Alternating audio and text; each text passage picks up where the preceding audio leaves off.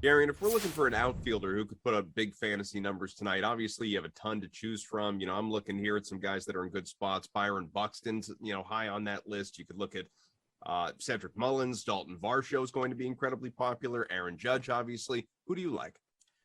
I'm going to go with Kyle Tucker, who is now entering, I believe, like month 7 or 8 of his eternal struggle with expected WOBA versus actual statistics. Kyle Tucker's just one of the best hitters in baseball. So he is underpriced virtually on every slate. He's just $4,400 tonight. He's never doing as well as his advanced numbers say he's going to do, which has only been worse in 2022 when everyone's actual numbers are worse than their expected numbers because the baseball is dead. But he's got a 425 expected WOBA. That's elite. And his last 13 games, he's really starting to come around.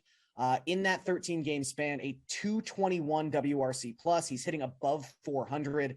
The balls are just finally finding some grass, which has been really nice for Kyle Tucker. And we've got Bo Brisky making his 3rd career start for the Tigers tonight. He's pitched 10 innings, given up 5 barrels, walked 4 guys, and given up 3 home runs. He's just not a guy who should be pitching at the major league level right now. So I think the Astros in general are in a really nice spot, but an opposite hand matchup like this for Tucker is one that you should really take advantage of. Garen, I know in baseball, there are so many stats and metrics that we can track. Is that how it goes? Is it great, good, average, bad, eternal struggle? Do we find that on the list? Yeah. What do you say here, Erik? As far as eternal struggle, or as far as you could focus on outfielders who are going to put up big nights, but if you want to weigh in on eternal struggle, I won't stop you. I think poetry segment comes later, so we'll move to outfield here. It's part of our potpourri. Yeah, exactly. Let's go Juan Soto at 5,000. Whenever I can talk about Juan Soto, I'm a happy guy. So let's do that today. He's the 12th most expensive outfielder on this slate at 5,000, cheaper than the likes of Taylor Ward and Connor Joe, who are having great seasons, but they're also not named Juan Soto. The fear with Juan Soto for fantasy purposes is that he might just get walked every time he comes to the plate.